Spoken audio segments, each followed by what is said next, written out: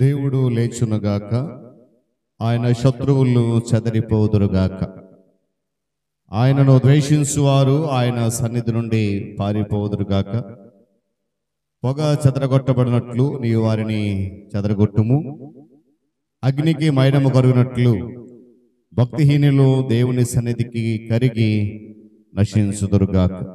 ప్రియ దేవుని సంగమా, మనమంతా కూడా నిలువబడి ఆంధ్ర క్రైస్తవ కీర్తన పుస్తకంలో నుండి 618వ స్తుతి కీర్తన పాడుతూ ఆరాధన క్రమంలో ముందుకు కొనసాగుదాం.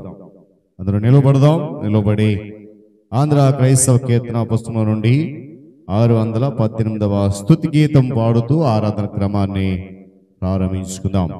పితృ పుత్ర శుద్ధాత్మాలై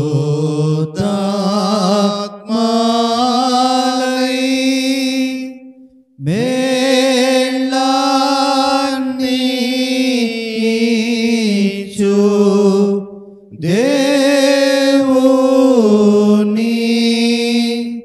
స్తుతించు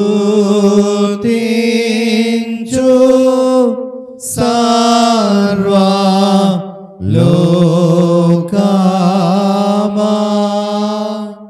స్తుతించు దివ్య సైన్యమా.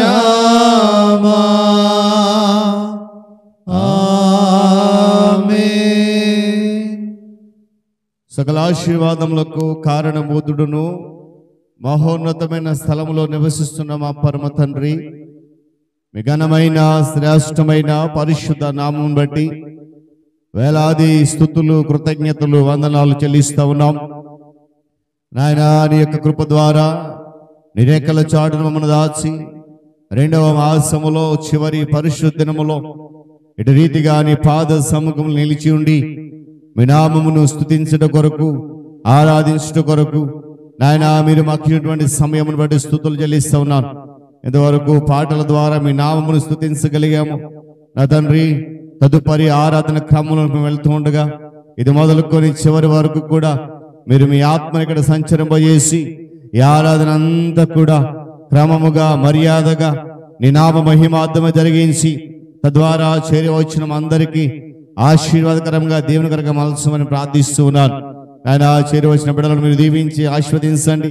ఇంకా ఎవరైతే రావాల్సి ఉన్నదో వారు కూడా సమయాన్ని గమనించి సకాలంలో నీ పాద సన్నిధిగా వచ్చి మిమ్మల్ని స్తుతించడం ద్వారా, మీ సన్నిధి ఆవరణములు గడుపుట ద్వారా నాయన వచ్చేటువంటి దీవెనలు పొందుకునే కృప దయచేయండి. ఆరాధన జరుగుతున్న సమయంలో అపవాది విద్యుత్ ద్వారా కానీ నాయన అదిగో వాతావరణం ద్వారా కానీ ఎలాంటి ఆటంకం కలిగించకుండా సమస్తమును మీ స్వాధీనం అందించుకుని ఆయన యొక్క ఆరాధన క్రమంలో ఎలాంటి ఇబ్బంది కలగకుండా మీరు మాత్రమే జరిగించి మహిమ పొందమని యేసుక్రీస్తు వారి పరిశుద్ధ నామములో ఈ ప్రార్థన సమర్పించి వేడుకుంటున్నాను మా తండ్రి. ఆమేన్. మంచిది పిల్లరా, మనం అందరి రీతిగా నిల్చుండి 31వ సంకీర్తన 16వ చరణం నుండి 24వ చరణం వరకు గల భాగాన్ని ఉత్తర ప్రస్తుత రీతిగా చదువుదాం. 31వ సంకీర్తన 16వ చరణం నుండి 24వ చరణం వరకు చదువుదాం. ఉత్తర ప్రస్తుత రీతిగా చివరి చరణం అందరం కలిసి చదువుదాం. నీ సేవకుని మీద నీ ముఖకాంతి ప్రకాశింపచేయుము, నీ కృపచేత నన్ను రక్షింపుము. యెహోవా, నీకు మొర్రపెట్టి ఉన్నాను, నన్ను సిగ్గునందని ఏకము. భక్తిహీనులు సిగ్గుపడుదురుగాక, పాతాళమునందు వారు మౌనులైందురుగాక. అబద్ధికుల పెదవులు మూయబడునుగాక, వారు గర్వమును అసహ్యమును అగపరుచుచు నీతిమంతుల మీద కఠోరమైన మాటలు పలుకుదురు. నీ యందు భయభక్తులు గల వారి నిమిత్తము నీవు దాచించిన మేలు ఎంతో గొప్పది. నరుల ఎదుట నిన్ను ఆశ్రయించే వారి నిమిత్తము నీవు సిద్ధపరిచిన మేలు ఎంతో గొప్పది. మనుషుల కపటోపాయములు వారిని అంటకుండా నీ సన్నిధి చాటున వారిని దాచుచున్నావు. వాక్కలహము మాన్పి వారిని గుడారములో దాచుచున్నావు. ప్రాకారము గల పట్టణములో యెహోవా తన కృపను ఆశ్చర్యకరముగా నాకు చూపి ఉన్నాడు. ఆయన స్తుతి నందును గాక. భీతి చెందిన వాడనై నీకు కనబడకుండా నేను నాశనమైతే అనుకుంటుని, అయినను నేను మొర్రపెట్టగా నీవు నా విజ్ఞాపనల ధ్వని ఆలకించితివి. యెహోవా భక్తులారా, మీరందరూ ఆయనను ప్రేమించుడి. యెహోవా విశ్వాసులను కాపాడును. గర్వముగా ప్రవర్తించు వారికి ఆయన గొప్ప ప్రతీకారము చేయును. 24వ వచనం అందరం కలిసి చదువుదాం. యెహోవా కొరకు కనిపెట్టుకోవాలారా, మీరందరూ మనస్సును ధైర్యం వహించి నిబ్బరముగా ఉండుడి. దేవుడు తన పరిశుద్ధ మాటలను మన కొరకు దీవించునుగాక. ప్రియులారా, మన మధ్య నిల్చుండి ఆంధ్ర క్రైస్తవ కీర్తన పుస్తకం నుండి 236వ పాట, రాజాది రాజా రారా అనేటువంటి పాట పాడుతూ ప్రభు నామాన్ని కనపరుద్దాం. ఆంధ్ర క్రైస్తవ కీర్తన పుస్తకం నుండి 236వ పాట పాడుతూ ఆరాధన క్రమంలో ముందుకు కొనసాగుదాం. రాజాతి రాజా రారా, రాజులకు రాజువై రారా, రాజయేసు రాజ్యమేలరారా, రవి కోటి తేజయేసు రారా, రాజాతి రాజా రారా, రాజులకు రాజువై రారా, రాజయేసు రాజ్యమేలరారా, రవి కోటి తేజయేసు రారా. ఓ మేఘవానంబు మీద వేగమే, ఓ మించు వైభవంబు తోడ వేగమే, రాజాది రాజా రారా, రాజులకు రాజువై రారా, రాజమేసు రాజ్యమేలరారా, రవి కోటి తేజయేసు రారా. ఓ భోజనంబులెల్ల తేరి చూడగా, ఓ నీ జనంబు స్వాగతంబు నీయగా, నీ రాజ్య స్థాపనంబు చేయా, భూరాజులెల్ల కూలిపోవా, భూమి ఆకాశంబు మారిపోవా, నీ మహాప్రభావమున వేగా, రాజాది రాజా రారా, రాజులకు రాజువై రారా, రాజయేసు రాజ్యమేలరారా, రవి కోటి తేజయేసు రారా. ఆకాశమున దూతలార్పటింపగా, ఆది భక్త సంఘ సమేతంబుగా, ఆకాశంబు మధ్య వీధిలోన ఏకమై మహాసభ చేయా, యేసునాథ నీదు మహిమలోన మాకదే మహానందమౌగా, రాజాతి రాజా రారా, రాజులకు రాజువై రారా, రాజయేసు రాజ్యమేలరారా, రవి కోటి తేజయేసు రారా. ఓ పరమ యెరూషలేము పుణ్య సంఘమా, ఓ గొర్రె పిల్ల క్రీస్తు పుణ్య సంగమా, పరమదూతలార భక్తులారా, పౌల పోస్తులార పెద్దలారా, గొర్రె పిల్ల యేసు రాజు పేరా, క్రొత్త గీతమెత్తి పాడరా రాజాతి రాజా రాజులకు రాజువైరా రాజయేసు రాజ్యమేలరా రవి కోటి తేజయేసు రారా. దయచేసి కూర్చుందాం. దేవుని పరిశుద్ధ నామమునకు మహిమ కలుగునుగాక. హల్లెలూయా హల్లెలూయా. చాలా సంతోషం పిల్లరా, దేవుడు మనందరినీ ప్రేమించి 2వ మాసంలో చివరి పరిశుద్ధ దినం ఇటు రీతిగా మనలను క్షేమకరంగా ఆయన సన్నిధిలో నిలబెట్టిన విధానం కొరకాయ దేవాది దేవునికే సమస్త మహిమ ఘనత కలుగునుగాక. మరి సమయంలో నేటి పరిశుద్ధ దినములో ధ్యానించడానికి పరిశుద్ధ గ్రంథంలో నుండి అపోస్తులైన పౌలు ఎఫెసీయులకు రాసిన పత్రిక 1వ అధ్యాయము 20వ వచనం నుండి 23 వచన గల భాగాన్ని చదువుదాం. అపోస్తులైన పౌలు ఎఫెసీయులకు రాసిన పత్రిక 1వ అధ్యాయము 20 నుంచి 23 వచన గల భాగాన్ని ఇది నా ధ్యాన భాగంగా చదువుదాం. ఈ వాక్య భాగాన్ని ప్రియులు రాజారావు గారు చదివి వినిపిస్తారు. తదుపరి సంఘ ఉపాధ్యక్షులు డాక్టర్ లారెన్స్ గారు మనలను విజ్ఞాపన ప్రార్థనలో నడిపిస్తారు. దేవునికి స్తోత్రం. హల్లెలూయా. ఇప్పుడు ప్రకటించిన విధంగా మళ్ళా దేవుని గ్రంథంలో నుంచి పేజీ నెంబర్ 173 అనగా బైబిల్ గ్రంథంలో నుంచి నూతన నిబంధన 173 పేజీ నెంబర్ ఎఫెసీయులకు రాసిన పత్రిక 1వ అధ్యాయము 20వ వాక్యం నుంచి 23వ వాక్యం వరకు ధ్యానం చేసుకుందాం. దయచేసి నాతో కూడాను మీరు ఉచ్చరించాలని మనవి చేస్తూ ఉన్నాను.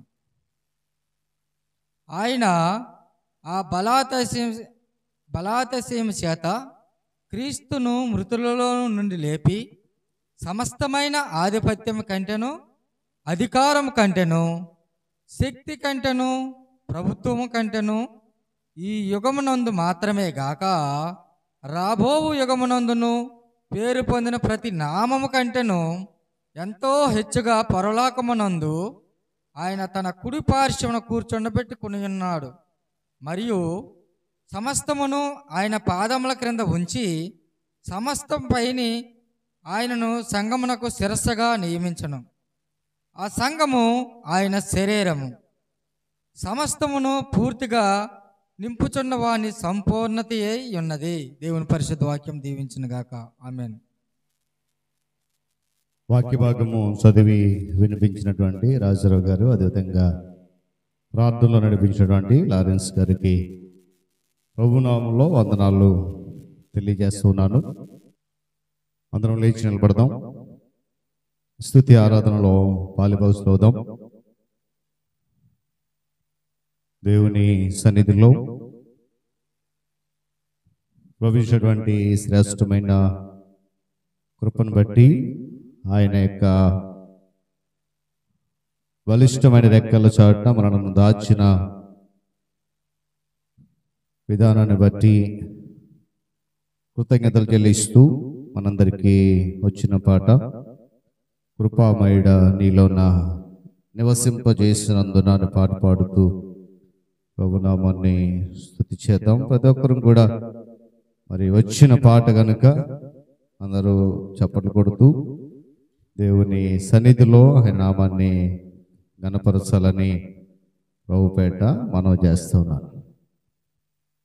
కృపామయుడా నీలోనా, కృపామయుడా నీలోనా నివసింపచేసినందునా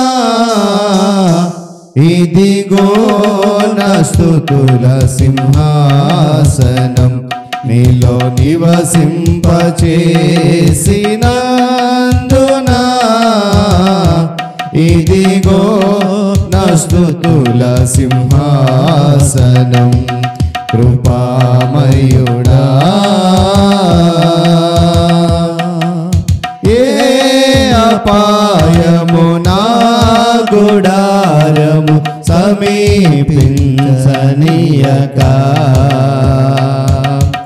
ఏ అపాయము నా గుడారము సమీపించనీయక,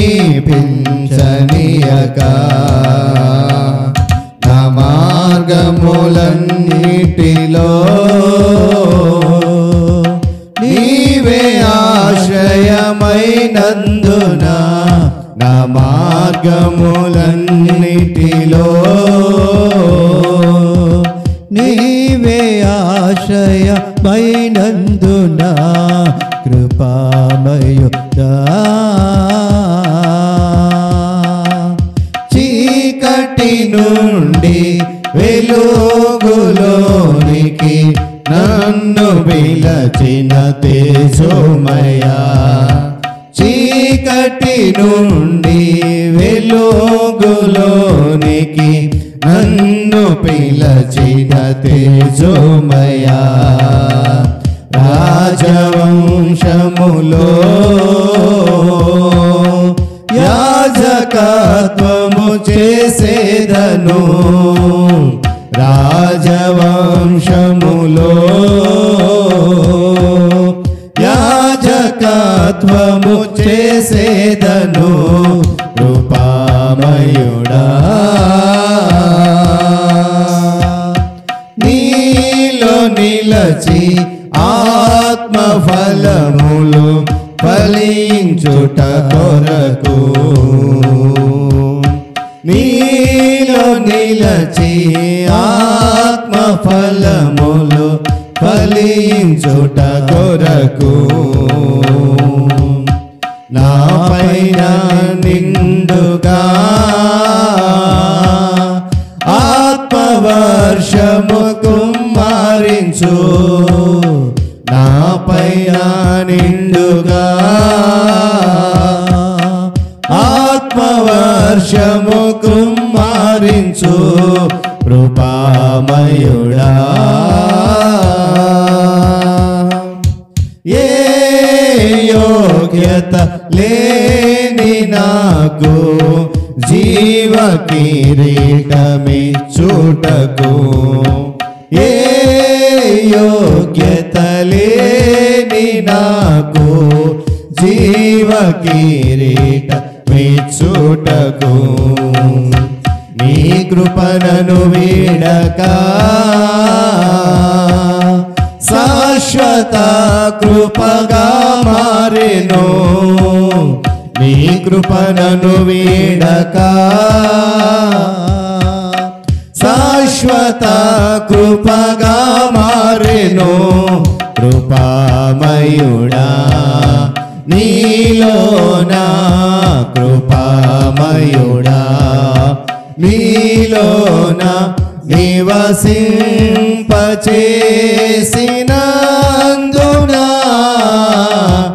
ఇదిగో నా స్తుతుల సింహాసనం, నీలో నివసింపచేసినందున,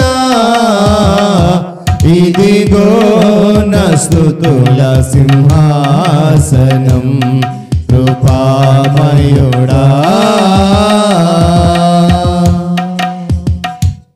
ప్రార్థన చేసుకుందాం. అందరూ కూడా ప్రభు వైపు చూద్దాం. 10 నిమిషాలు దేవుని వాక్యం వినబోతున్నాం. దేవుడి దినాన తన యొక్క లేఖనం ద్వారా మనతో ఏదైతే మాట్లాడబోతున్నాడో ఆ ప్రతి మాట మన యొక్క అనుదిన దైనందిన జీవితంలో మనము అనుసరించులాగిన సంపూర్ణ సిద్ధపాటు కలుగు చేయమని ప్రభుని అడుగుతూ ప్రార్థన చేద్దాం. మహోన్నతుడా మీకు వందనాలు. సర్వాధికారి సర్వశక్తిమంతుడా కృపామయుడవు దయగల దేవుడవు నీకు వందనాలు. ప్రతి విధమైన ప్రతికూలతలను దూరపరచి ఆటంకాలను దూరపరచి మా ముందున్నటువంటి ప్రతి విధమైనటువంటి చిక్కులను విడిపించి ఈ పరిశుద్ధ దినములో నీ సన్నిధిలో మనం కూర్చుండబెట్టే స్తోత్రాలు. ఏ యోగ్యత మాకు లేకపోయినా ఏ అర్హత లేకపోయినా మా ఎడల నీ కృప శాశ్వతంగా మార్చి బలపరుస్తున్నందుకై నీ స్తోత్రాలు. ఈ స్తుతి ఆరాధనలో మీరు మాతో ఉన్నారని, ఈ స్తుతి ఆరాధన మీ సన్నిధికి చేర్చుకొని తగిన సమయంలో దీవెన అనుగ్రహిస్తారని విశ్వసిస్తూ వాక్య ధ్యానంలోనికి మేము వెళ్తుండగా, నాయన ఇదిగో నీ దాసుడు నీ పక్షం నిలబడుతుండగా బలహీనుడు వచ్చేవాడు బలపరచి నీ సిలువ చాటును మరుగుపరచమని మెల్లనైనా నీ స్వరము ద్వారా మాతో మాట్లాడమని వేడుకుంటూ ఉన్నాను. మీరు మాట్లాడుతున్నప్పుడు ఆ మాటలు వినగలిగే చెవులను, వినిన వాటిని గ్రహించే మనస్సును మాకు దయచేయమని, నా నోటి మాటలు మా అందరి హృదయ ధ్యానములు కేవలము నీ దృష్టికి మాత్రమే అంగీకారములుగా చేసుకున్నామని యేసుక్రీస్తు వారి ప్రశస్తమైన నామములో ఈ ప్రార్థన సమర్పిస్తున్నాను మా తండ్రి, ఆమేన్. దయచేసి కూర్చుందాం నిశ్శబ్దంగా. దేవుని పరిశుద్ధ నామమునకు మహిమ కలుగును గాక. హల్లెలూయా. శబ్దమా హల్లెలూయా, హల్లెలూయా. మంచిది పిల్లరా, దేవుడు మరలా రీతిగా మనందరినీ జ్ఞాపకం చేసుకొని ఆయన పరిశుద్ధ సన్నిధానములో ఆయనను స్తుతించడానికి, ఆరాధించడానికి మనందరికీ అనుగ్రహించినటువంటి సమయాన్ని బట్టి ఆయన పరిశుద్ధ గణనామానికే మహిమ, ఘనత, ప్రభావములు కలుగును గాక. అదేవిధంగా చేరవచ్చిన మీ అందరూ సంఘ నాయకులకు, విశ్వాసులకు యేసుక్రీస్తు వారి ప్రశస్తమైన నామంలో ఈ ఉదయకాలపు మరియు పరిశుద్ధ దినపు శుభములు తెలియజేస్తున్నాను. కొద్ది నిమిషాలు దేవుని మాటలు విందాం. చదవబడిన వాక్య భాగంలో ఎఫెసీయులకు రాసిన పత్రిక 1వ అధ్యాయం 20 నుంచి 23 వచ్చిన గల భాగం మన మధ్యలో చదివగా మనము విన్నాం. ఆ వాక్య భాగంలో నుండి చివరి 2 చరణాలు అనగా 22, 23 చరణాలను ఈ దినము మనము ధ్యానం చేయబోతూ ఉన్నాం. సంఘమును గురించి, సంఘము యొక్క విధి విధానాల గురించి, సంఘము యొక్క క్రమము గురించి, లేక సంఘం అంటే ఏంటి అనే దాని గురించి పౌలు ఎఫెసీ సంఘానికి వివరిస్తున్న సందర్భాన్ని మనం ఇక్కడ చూస్తూ ఉన్నాం. ఒక మాట ఉంది కదా, సమస్తము పైనే ఆయనను సంఘమునకు శిరస్సుగా నియమించెను, ఆ సంఘము ఆయన శరీరం. దేవుని సంఘము ఎలా ఉండాలి, దేవుని సంఘం అంటే ఏంటి, దాని యొక్క విధి విధానాలు ఏంటి అనే విషయాలను ఇది మనం ధ్యానం చేద్దాం. సంఘము అనంటే ఆయన ఆధ్యాత్మిక శరీరం. దానిలో నిజ విశ్వాసులుగా ఉన్నవారు మాత్రమే ఉంటారు. దేవుని సంఘం అంటే అది ఆధ్యాత్మిక క్రీస్తు శరీరము. ఆ శరీరములో అవయవములుగా ఉన్నటువంటి నిజ క్రైస్తవులు మాత్రమే దానిలో నివసించగలుగుతారు. కారణం ఏంటంటే క్రీస్తులో విశ్వాసము ద్వారా దేవుని ఆత్మ వలన ఆధ్యాత్మిక జన్మను పొందిన వారే ఈ సంఘములో ఉంటారు. కారణం ఏంటంటే ఈ సంఘము పరిశుద్ధుడైనటువంటి క్రీస్తు రక్తము చేత సంపాదించబడిన సంఘం. పరిశుద్ధుడైన క్రీస్తు శరీరముగా పిలువబడుతున్న సంఘము కనుక నూతనంగా ఆధ్యాత్మిక జన్మము ఎవరైతే పొందుకుంటారో, ఆత్మీయ జీవితములు ఎవరైతే బలపడతారో వారు మాత్రమే ఈ సంఘములో ఉన్నారు లేక ఉంటారు. కారణం ఏంటంటే క్రీస్తు తన కొరకు కట్టుకున్న సంఘం ఇది. దేవుని సత్యము అనేటువంటి పునాది మీద ఈ సంఘము కట్టబడింది. జాగ్రత్తగా గమనించాలి. ఈ విషయాలన్నీ మనం ఎందుకు మరలా ధ్యానం చేస్తున్నామనంటే, మనలో చాలామందికి సంఘం అంటే కేవలము 4 గోడలు, అందులో ఉన్నటువంటి ఒక 10 కుర్చీలు లేక ఒక 10 బెంచీలు అనేటువంటి అపోహలో జీవిస్తున్నటువంటి విశ్వాసులు లేకపోలే. కానీ సంఘం అంటే 4 గోడలు, ఆ గోడల మధ్యలో ఉన్నటువంటి 4 కుర్చీలు, బెంచీలు కాదు.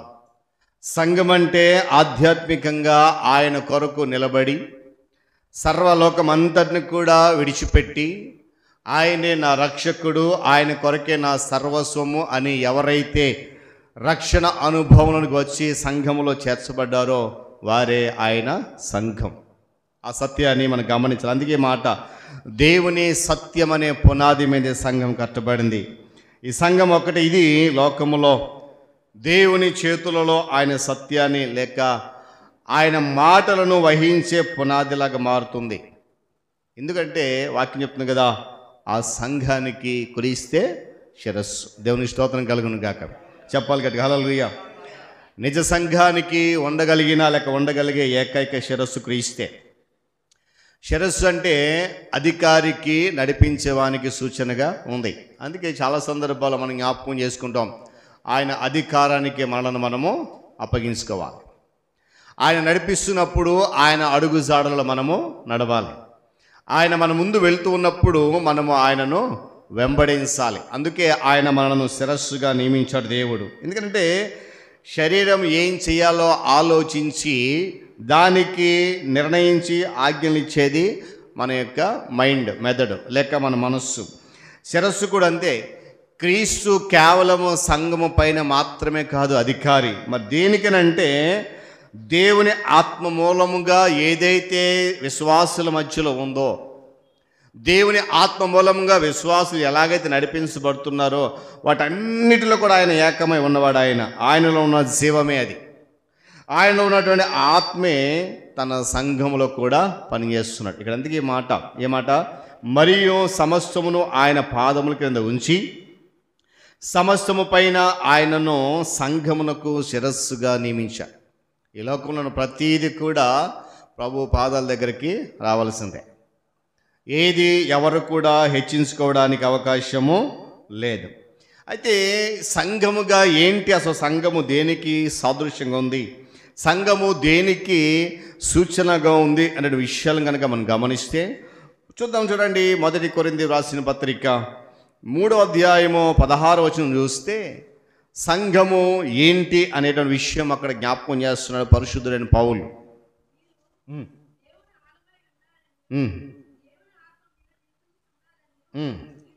మీరు ఎరుగరా, ఎవడైనను దేవుని ఆలయమును పాడు చేసిన ఎడల దేవుడు వారిని పాడు చేయను. దేవుని ఆలయము పరిశుద్ధమై ఉన్నది, మీరు ఆ ఆలయమై ఉన్నారు. చూడండి, సంఘము పరిశుద్ధాత్మ దేవునికి నిలయం. సంఘము చెప్పాలి సంఘము పరిశుద్ధాత్మ దేవునికి నిలయం. ఇక్కడ అదే చూడండి, మీరు దేవుని ఆలయమై ఉన్నారని, దేవుని ఆత్మ మీలో నివసిస్తుందని మీకు తెలియదా? ఏమండి, ఈ ప్రశ్న నేను అంటాను చదువుతున్న ప్రతిసారి లేక ధ్యానిస్తున్న ప్రతిసారి నేను అనుకుంటాను, విశ్వాసులు ఈ మాటను ఊరికే ఏదో ఆచారంగా అలవాటుగా సాంప్రదాయంగా చదువుకుంటూ వెళ్ళిపోతున్నారేమో అనిపిస్తుంది కదా. ఎందుకంటే ఇక్కడ ఒక ప్రశ్న ఉంది చూడండి, మీరెరుగరా అనే మాట అంటే దాని అర్థం మీకు తెలియదా అని. నేనైతే అంటాను దేవుని సేవకునిగా చాలామందికి ఆ విషయం తెలియదు. ఒకవేళ తెలిసినా కూడా దానిని ఆ ప్రకారమే నడిపించాలని లేక ఆ ప్రకారమే జీవించాలనేటువంటి ఆలోచన కొంతమందికి రాదు. అందుకే ఈ మాట నేను చదువుతున్నప్పుడు ఆలోచిస్తూ ఉంటాను. అంటే ఈ ప్రశ్న ఎందుకు జవాబు దొరకట్లేదు? ఈ ప్రశ్నకి వాక్యం స్పష్టంగా చెప్తుంది, మీరు ఆ ఆలయమై ఉన్నారు కనుక దేవుని ఆత్మ మీలో నివసిస్తుంది. నిన్న చెప్పాను, సంఘం అంటే 4 గోడలు కాదు.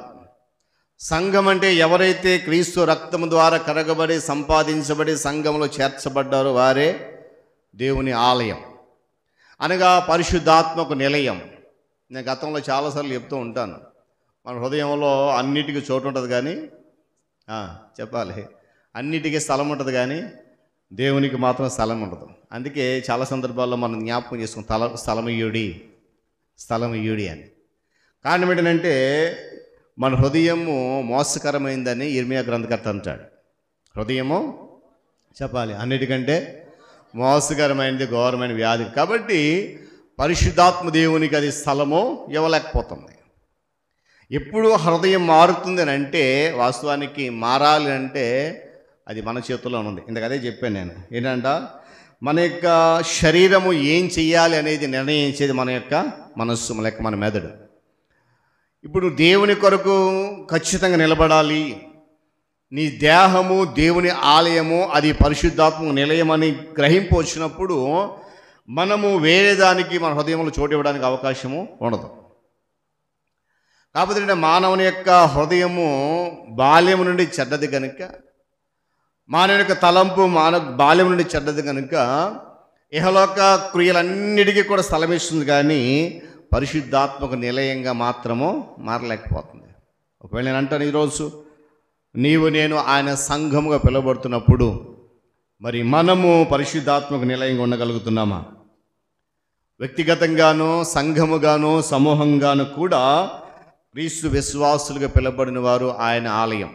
అది వ్యక్తిగతంగానైనా, సంఘముగానైనా, సమూహంగానైనా మనమందరం కూడా దేవుని ఆలయం. ఆ విషయాన్ని మర్చిపోకూడదు. నేను మరలా ఎందుకు జ్ఞాపకం చేస్తానంటే, ఆలయం అంటే కట్టబడిన ఇది కాదు, ఆ సత్యాన్ని గమనించాలి. అదేంటి పాస్టర్ గారండి, ఇది ఆలయం కాకపోతే ఎలాగండి కదా? మనుషులుగా మనం వచ్చి దేవుని ఆరాధించిన కట్టబడిన స్థలం ఇది, కానీ నిజ ఆలయం మాత్రము విశ్వాసులే. అందుకే ఆయన ఒక పాట ఉన్నది, పాత పాట ఎప్పుడో భక్తులు రాశారు, గుడి గోడలలో లేడు దేవుడు. ఎక్కడున్నాడు మరి? గుడిలో ఉన్నాడు ఆయన కదా. మనిషి యొక్క హృదయాన్నే ఆయన ఆలయం మార్చు. అందుకే సంఘము పరిశుద్ధాత్మకు నిలయమైన సత్యాన్ని గమనించాలి. అంటే ఇది ఆరాధన జరిగే స్థలం. ఏమండి? దేవునికి అర్పణ అర్పించేటువంటి స్థలము. రోమపత్రిక 12వ అధ్యాయము 1-2 చదవండి. రోమిలికి రాసిన పత్రిక 12వ అధ్యాయము 1-2 చదవండి. పరిశుద్ధమును దేవునికి అనుకూలమునైన సజీవ యాగముగా మీ శరీరములను ఆయనకు సమర్పించుకున్నాడని దేవుని వాత్సల్యమును బట్టి మిమ్మల్ని బ్రతిమాలుకొనుచున్నాను. ఇట్టి సేవ మీకు యుక్తమే. ఇప్పుడు చెప్పండి, ఏమండి? ఆరాధన జరిగే స్థలం ఏది కదా అన్నాడు కదా, దేవునికి అర్పణ అర్పించే స్థలం. ఏంటి అర్పణ అంటే? పౌలు భక్తులు అంటున్నాడు రోమా సంఘంతో, మీ శరీరమును సజీవ యాగముగా ఆయనకు సమర్పించండి. ఈ ఉదయకాల సమయంలో ప్రియ దేవుని గమనించండి, దేవుని ఆలయం అంటే దేవుని ఆత్మ నిలిచి ఉండేటువంటి స్థలం. అయితే దేవుడు ఇప్పుడు భూమి మీద ఉన్నటువంటి విశ్వాసులందరిలో కూడా నివాసం ఉండడానికి ఇష్టపడుతున్నాడు. విశ్వాసులు మాత్రమే దేవునికి నిలయం.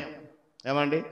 అందుకే ఈ మాట, ఎవడైనానో ఆ ఆలయాన్ని పాడు చేస్తే, ఏమండి, నేను గతంలో జ్ఞాపకం చేశాను ఈ మాట, ఎవడైనానో ఆయన ఆలయాన్ని పాడు చేస్తే చూసి ఊరుకుంటాడు దేవుడు? నా మాట కాదండి, అక్కడే ఉంది. మళ్ళీ చదవండి ఒకసారి ఆ మాట. 17వ వచనం, కొరింథీ పత్రిక 3వ అధ్యాయం 17వ వచనం. ఎవడైనను దేవుని ఆలయమును పాడు చేసిన ఎడల దేవుడు వానిని పాడు చేయును. ఏమైందంట? దేవుని ఆలయము పరిశుద్ధమై ఉంది, మీరు ఆ ఆలయమై ఉన్నారు. కనుక ఈ దేహం అనేటువంటి ఆలయాన్ని మనం ఏం చేయకూడదంట? పాడు చేయకూడదు. మరి కాపాడుకోగలుగుతున్నామా?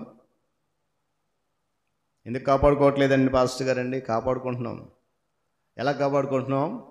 లోకంలో జీవించడం కొరకు, బ్రతకడం కొరకు, సంపాదించుకోవడం కొరకు, ఆరోగ్యంగా ఉండడం కొరకు కాపాడుకుంటున్నాం, కానీ ఆత్మ సంబంధమైన ఆలయంగా మాత్రం దానిని కాపాడుకోలేకపోతున్నాం. వాక్యం చాలా స్పష్టంగా చెప్తుంది, దేవుని ఆలయము పరిశుద్ధమై ఉంది, మీరే ఆ ఆలయం. చూడండి, ఆయన దేవునిని ఆయన విశ్వాసం తిరస్కరించేవాడు, తృణీకరించేవాడు మనుషులు కట్టిన ఆలయాలకు వెళ్తాడు, కానీ అక్కడ దేవుడు మాత్రం ఉండడు. దేవుని సహవాసాన్ని, విశ్వాసులను, ఏమండి, ఆయన సంఘాన్ని తిరస్కరించేవాడు మనుషులు కట్టేటువంటి ఆలయాలకు వెళ్తారు, కానీ అక్కడ దేవుడు ఉండడు. అందుకని పరిశుద్ధాత్మకు నిలయంగా ఉన్న సంఘాన్ని మనం ఏం చేయకూడదంట? పాడు చేయకూడదు, హాని చేయకూడదు. ఆ సత్యాన్ని మనం గమనించాలి. విశ్వాసులు దేవుని ఆలయాన్ని నాశనం చేయరు, నిజమేనా? ఏమండి? విశ్వాసులట దేవుని ఆలయాన్ని నాశనం చేయరట, నిజమేనా? నిజమా అబద్ధమా చెప్పాలా? ఏమండి? దేవుని ఆలయం ఇప్పుడు ఉంది, కట్టబడిన ఆలయము. దీన్ని మనం చెడగొట్టగలమా? నాశనం చేయగలమా? చేయలేము. ఎందుకంటే ఒక భయం ఉంటుంది, ఆలయం జోలికి వెళ్తే దేవుడు చూసి ఊరుకోడని. కానీ దేవుడు ఆలయంగా పిలుచుకున్న ఈ దేహాన్ని మాత్రం నాశనం చేయకుండా కాపాడుకోలేకపోతున్నాం. ఆ సత్యాన్ని గమనించాలి. దేవుని యొక్క ఆలయాన్ని పాడు చేసే ఉపదేశము అపవాదిది. దేవుని యొక్క ఆలయాన్ని కించపరిచిన ఆలోచన సాతానుది. తన పవిత్రమైన పనిని పాడు చేయడానికి చూసే మనుషులతో దేవుడు చాలా కఠినంగా వ్యవహరిస్తున్న విషయాన్ని కూడా జ్ఞాపకం చేయాలి. అందులో ఎలాంటి సందేహం లేదు. అందుకే ఆ మాట, ఎవడైనానో ఆయన ఆలయాన్ని పాడు చేస్తే దేవుడు వారిని పాడు చేస్తాడు. దేవుని ఆలయము పరిశుద్ధమైనది కనుక సంఘము పరిశుద్ధాత్మకు నిలయము. ఆ నిలయాన్ని పరిశుద్ధంగానే మనము కాపాడుకోవాలి. చూడండి 2వ కొరింథీ పత్రిక 13వ అధ్యాయము 14వ వచనం చదువుదాం. 2వ కొరింథీ పత్రిక 13వ అధ్యాయము 14వ వచనం చదవండి ఒకసారి. చదువుదామా? ప్రభువైన యేసుక్రీస్తు కృపయు దేవుని ప్రేమయు పరిశుద్ధాత్మ సహవాసమును మీకందరికీ తోడైండును గాక. పౌలు కొరింథీ సంఘానికి 2వ లేఖ రాస్తూ దేవుని సంఘము ఎలాంటిది అనే విషయం జ్ఞాపకం చేస్తున్నాడు. ఇక్కడ సంఘము ఆధ్యాత్మిక సహవాసం గలది. ఈ విషయాన్ని కొంచెం మనం ఆలోచన చేయాలి. సంఘము చెప్పాలి, సంఘము ఆధ్యాత్మిక సహవాసం కలది.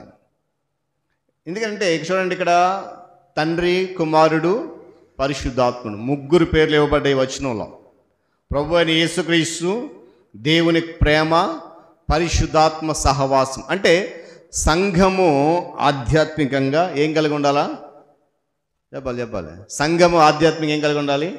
సహవాసం కలిగి ఉండాలి.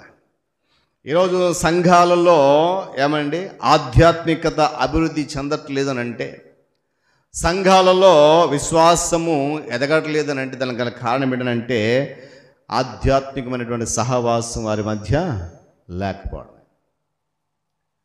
సంఘము పరిశుద్ధాత్మక నిలయం అని దీనికి వాక్యం చెబుతూ, ఆ పరిశుద్ధాత్మ నిలయము ఆధ్యాత్మిక సహవాసాన్ని పెంపొందింపజేస్తుందని దీనికి వాక్యం చెప్తా ఉంది.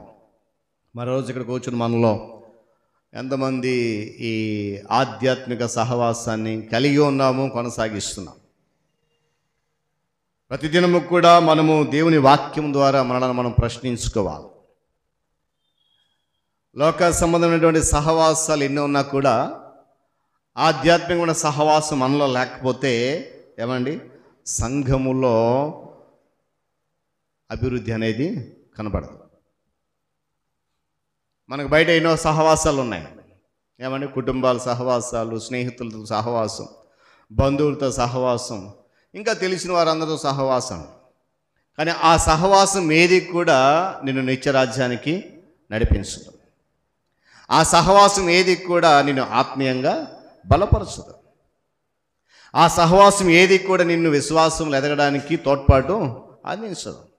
మరి ఏది వీటన్నిటికీ సహకరించేదనంటే, నీవు ఏ సంఘములో అయితే సభ్యుడిగా సభ్యురాలుగా ఉన్నావో, ఏ సంఘములో అయితే విశ్వాసగా ఉన్నావో, ఆ సంఘములో ఆధ్యాత్మిక సహవాసం నీవు కూడా కలిగి ఉంటేనే ఇవన్నీ కూడా నీ జీవితంలో నెరవేరుతాయి. దేవుని స్తోత్రం కలుగును గాక.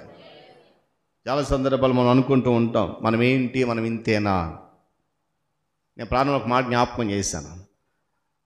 దేవుని యొక్క ఆలయము మీరే అని వాక్యం చెప్తుంది.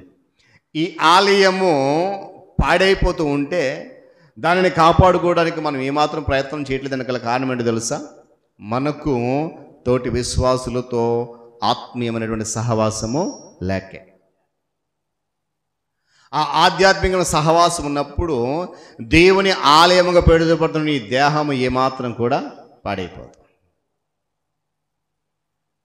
పరిశుద్ధులు అందుకే అంటాడు కదా ఆయన పేతురు పత్రికలు అన్నాడు, పాత నిబంధన గ్రంథములో మోషే ద్వారా నడిపిస్తున్నప్పుడు, నేను పరిశుద్ధుడై ఉన్నాను కనుక మీరును చెప్పాలి నేను పరిశుద్ధుడై ఉన్నాను కనుక మీరును పరిశుద్ధులై ఉండాలి. ఘనమైన సత్యముతో పొంగి పొరులుతున్న వచనం ఇది. ఎందుకంటే త్రియేక దేవుడు ఈ వచనం కనబడతా ఉన్నాడు. యేసుక్రీస్తు ప్రభువు వారు ఇక్కడ ఉన్నాడు. ఆయన ఏమంటే సమస్తమును పాపులకు విడుదల లేక విముక్తి ఇచ్చేది ఆయనే. పాపులను రక్షణ అనుభవం నడిపించేది ఆయనే. విశ్వాసులను దీవించేది ఆయనే. విశ్వాసులను కృపతో నడిపించేది ఆయనే. మనుషులకు ఏమంటే కృప కలగడానికి మూలాధారము క్రీస్తే. ఆయన అందుకని అక్కడ ప్రభు అయిన యేసుక్రీస్తు యొక్క కృప. ఆ కృప లేనిదే మనము బ్రతకలేం. నేను ఎప్పుడు ఒక మాట చెప్తూ ఉంటాను, మనం ప్రస్తుతం జీవిస్తున్న యుగం ఏ యుగం అంట చెప్పాలి? కలియుగమా? ప్రస్తుతం మనం జీవిస్తున్న యుగము కృపాయుగం. కృపాయుగంలో జీవిస్తున్నాం. అందుకే నేను ఎప్పుడు ఒక మాట చెప్తూ ఉంటాను, మనము ఎన్నిసార్లు దేవునికి వ్యతిరేకంగా నిలబడినా, ఎన్నిసార్లు తిరుగుబాటు చేసినా, ఎన్నిసార్లు వాక్యం లోబడకపోయినా క్షేమంగా ఉన్నామంటే అది మన జ్ఞానము కాదు, కేవలము దేవుని యొక్క కృపే. అందుకే పౌలు అంటాడు, ఆ కృపను నేను నిరర్ధకము చేయను అంటాడు. ఏమంటాడు? దేవుడు నా ఎడల చూపిస్తున్న ఆ కృపను నేను ఎంత మాత్రము నిరర్ధకం చేయను, పాడు చేయను. మరి ఈరోజు మనం అలా కాపాడుకోగలుగుతున్నామా అనేది ఆలోచన చేయాలి. చూడండి, తండ్రి అయిన దేవుడు కూడా ఇక్కడ ఉన్నాడు. ఆయన భూమి మీద నశించిపోతున్న మనుషులందరి కొరకు ఒక సంకల్పాన్ని కలిగి ఆ ఉద్దేశాన్ని నెరవేర్చడానికి తన కుమారుని క్రీస్తుని ఇక్కడ పంపించాడు. ఇక్కడ దేవుని యొక్క ప్రేమ అనేది కార్యరూపంలో మనందరికీ కనిపిస్తుంది. కనుక క్రీస్తు కృప, దేవుని యొక్క ప్రేమ రెండు కలిసి పనిచేస్తే విశ్వాసుల విషయంలో అందులో ఎలాంటి సందేహం లేదు. నేను గత శుక్రవారం ఒక మాట జ్ఞాపకం చేశాను. యేసుక్రీస్తు ప్రభువారు మరియు పరిశుద్ధాత్మ దేవుడు ఎలా ఉన్నారని చెప్పాను, మర్చిపోయారా? యేసుక్రీస్తు ప్రభువారు మరియు ఆదరణకర్త పరిశుద్ధాత్ముడు ఇరువురు కలిసి పనిచేస్తున్నారనే విషయాన్ని జ్ఞాపకం చేశాను. ఈరోజు మనం గమనించాలి, క్రీస్తు మన ఎడల చూపించే కృప, దేవుని యొక్క ప్రేమ రెండు కలిసే పనిచేస్తున్నాయి. ఎందుకంటే దేవుని ప్రేమ కారణంగానే, ఆయన మనల్ని ప్రేమిస్తున్న కారణంగానే క్రీస్తు ఇచ్చిన తన కృపను మనము పొందగలుగుతున్నాం. దేవుని ప్రేమ లేకపోతే క్రీస్తు యొక్క కృపను మనము పొందలేము. అందుకనే మొదటి యోహాను పత్రిక ఉంటుంది కదా, దేవుడు ప్రేమ స్వరూపి, ప్రేమ లేనివాడు ఆయన నిరుకడు. ఈ ఉదయకాల సమయంలో ప్రియ దేవుని సంగ గమనించాలి, ఆయన కృప వలనే దేవుని ప్రేమ విశ్వాసులందరూ కూడా ప్రదర్శించబడతాం. మనము ఆ ప్రేమను ఇతరులకు పంచలేకపోతున్నాం. గల కారణం ఏంటో తెలుసా? మనలో ఏమి లేదో తెలుసా? ఈ ఆధ్యాత్మిక సహవాసం అనేది లేదు. తండ్రి, కుమారుడు, పరిశుద్ధాత్మ దేవుడు, ఏమండి, ముగ్గురు కూడా వేరువేరుగా లేరు. మనం పలకడానికి మాత్రమే వేరువేరుగా పలుకుతున్నాం, కానీ ఎప్పుడు కూడా ముగ్గురు కలిసి ఆ సహవాసం గొప్పది. పాత నిబంధన కాలం ఆది కాండ మొదలుకొని ప్రకటన గ్రంథం వరకు కూడా త్రిత్వము అనగా తండ్రి అయిన దేవుడు, కుమారుడైన క్రీస్తు, పరిశుద్ధాత్మ దేవుడు ముగ్గురు కూడా ఎలా ఉన్నారు? సహవాసం కలిగి ఉన్నారు. అందుకనే ఆ ఆది కాండం మనం చూసినప్పుడు ఒక మాట ఉంటుంది, చీకటి జలముల పైన అల్లాడుచుండెను అంటారు. ఒక మాట చదవండి ఒకసారి ఆ మాట చదవండి. ఆది యందు దేవుడు భూమి ఆకాశము సృజించెను, భూమి నిరాకారముగాను శూన్యముగాను ఉండెను, చీకటి అగాధ జలములపైన కంబి ఉండెను, దేవుని ఆత్మ జలములపైన, ఏమండి, తండ్రి అయిన దేవుడు, కుమారుడైన క్రీస్తు, పరిశుద్ధాత్మ దేవుడు అనాది కాలము నుండి అనగా సృష్టి ఆరంభము నుండి కూడా ఎలా ఉన్నారంట? సహవాసం కలిగి ఉన్నారు. దేవుని స్తోత్రం కలుగును గాక. అందుకే ఆయన అంటాడు, మీరు ఒకరితో ఒకరు సహవాసం కలిగి ఉండండి. ఒకరికొకరు సహవాసం కలిగి ఆత్మీయంగా బలపడండి అని దీనికి వాక్యం మనం హెచ్చరిస్తూ ఉంది. గమనించాలి, పరిశుద్ధాత్మ వ్యక్తిత్వం కూడా ఇక్కడ కనబడతా ఉంది. ఏమండి, మనం వ్యక్తుల్లో మాత్రమే సహవాసం చేస్తాం, వారి యొక్క గుణగణాలతో సహవాసం చెయ్యం. నేను మరలా జ్ఞాపకం చేస్తాను, మనము వ్యక్తులతో మాత్రమే సహవాసం చేస్తాం, తోటి మనుషులతో మాత్రమే మనం ఏం చేస్తాం? సహవాసం చేస్తాం. కానీ వారి గుణగణాలతో, వారి లక్షణాలతో మనం ఏమాత్రమే సహవాసం చెయ్యం. ఎందుకో తెలుసా? ఒకవేళ మనము సహవాసం చేసేది మంచి వ్యక్తులు అనుకోండి, వారిలో ఉన్న మంచి మనకు నచ్చదు. అలాగని మనం సహవాసం చేసే చెడ్డ వ్యక్తులు అనుకోండి, కొంతమందికి ఆ చెడ్డ సహవాసం నచ్చదు. ఆ చెడు సహవాసం నచ్చని వారు మంచి వారితో సహవాసం చేస్తారు, మంచి సహవాసం నచ్చని వారు చెడు సహవాసాన్ని కోరుకుంటారు. అయితే ఈ రెండు కూడా నా ఆత్మీయ జీవితంలో ఏమాత్రం కూడా పనికి రావు. అందుకనే మన వ్యక్తులతో మాత్రం సహవాసం చేయగలం, కానీ శక్తులతో వాటి ప్రభావాలతో ఏమాత్రం సహవాసము చేయలేం. ఇక్కడ గమనిస్తే పరిశుద్ధాత్మ మూలంగానే విశ్వాసులమైన మనలో దేవుడు నివసిస్తున్నాడు. ఆయన మూలంగానే తండ్రి అయిన దేవునితోనూ ప్రభు అయిన క్రీస్తుతోనూ మనకు సహవాసం అనేది కలిగి ఉంది. అందుకే కొరింథీయులకు రాసిన మొదటి పత్రిక 1వ అధ్యాయం 9వ వాక్యం చదవండి ఒకసారి. చదువుదాలి. కొరింథీయులకు రాసిన మొదటి పత్రిక 1వ అధ్యాయం 9వ వాక్యం.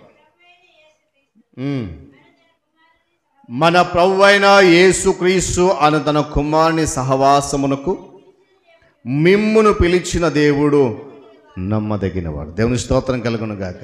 చెప్పాలి కదా హల్లెలూయా. ఏమన్నాడంట? మన ప్రభువైన యేసుక్రీస్తు అను తన కుమారుని సహవాసానికి నిన్ను నన్ను పిలిచిన దేవుడు నమ్మదగినవాడు. కనుక ఆ సహవాసంలో నమ్మకత్వం అనేది ఉంటుంది. ఆ సహవాసంలో ప్రేమ అనేది ఉంటుంది. ఆ సహవాసంలో ఐక్యత అనేది ఉంటుంది. ఈరోజు చూడండి, మన విశ్వాసులు చాలామందిని, కొంతమందిని కదుపుతున్నప్పుడు సంఘం గురించి వారు మాట్లాడే మాటలు బాధాకరం అనిపిస్తూ ఉంటాయి.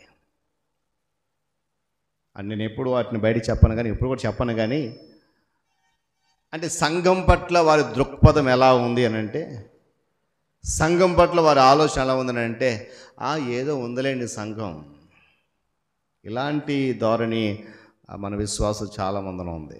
అది ఏమాత్రం కూడా హర్షించదగినది కాదు. నువ్వెందుకు అలా మాట్లాడగలుగుతున్నారు ఆ విశ్వాసులు అంటే, వారికి ఆధ్యాత్మిక సహవాసంలో పాలుపంపులు లేవు. ఆధ్యాత్మిక సహవాసంలో పాలుపంపులు పొందడానికి ఇష్టపడని హృదయం గనుకనే సంఘం కొరకు నువ్వు మాట్లాడే మాట హర్షించదగినదిగా లేదు అనే విషయాన్ని కూడా నేను జ్ఞాపకం చేస్తున్నాను. నువ్వు ఆధ్యాత్మిక సహవాసం కలిగి నివసించాలని ఆశ ఉంటే, ఆత్మీయ సహవాసంలో కొనసాగాలనేటువంటి ఆలోచన నీకుంటే, సంఘము కొరకు ఏ పరిస్థితులకు కూడా నీ నోట చెడు మాట రాదు. మరలా జ్ఞాపకం చేసిన ఈ ఆధ్యాత్మిక సహవాసంలో ప్రేమ ఉంది, ఈ ఆధ్యాత్మిక సహవాసంలో ఐక్యత ఉంది, ఈ ఆధ్యాత్మిక సహవాసంలో నమ్మకం కూడా ఉంది. ఇవేవి కూడా నీ హృదయములో, నీ ఆత్మజీవితం లేవు అంటే ఆ సహవాసంలోనికి నీవు రావట్లేదు. ఆ సహవాసంలోకి రావడం నువ్వు ఇష్టపడట్లేదు. కనుకే ఆధ్యాత్మిక సంఘం గురించి నీ నోట చెడు మాటలు అనేవి వస్తున్నాయి. గమనించాలి, జాగ్రత్త ప్రియదేవుని సంఘం. తండ్రి అయిన దేవునితో క్రీస్తుతో మన సహవాసం. అందుకే మాట, ప్రభు అయిన యేసుక్రీస్తును తన కుమారుని సహవాసానికి పిలిచిన దేవుడు నమ్మదగినవాడు. ఆ నమ్మకత్వాన్ని మనం పోగొట్టుకోవద్దు. చూడండి, ఎఫెసీ పత్రిక 6వ అధ్యాయం 12వ వాక్యం. ఎఫెసీ పత్రిక 6వ అధ్యాయం 12వ వాక్యం.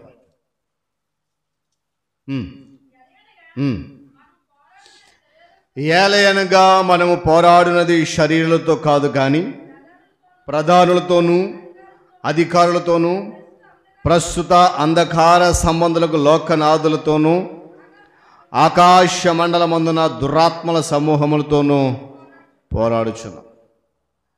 సంఘము శక్తులతో పోరాడే సైన్యం. మరొక మాట, మొదటిగా సంఘము పరిశుద్ధాత్మకు నిలయం. రెండవది సంఘము ఆధ్యాత్మిక సహవాసం కలది. మూడవది ఏంటంటే సంఘము శక్తులతో పోరాడే సైన్యం.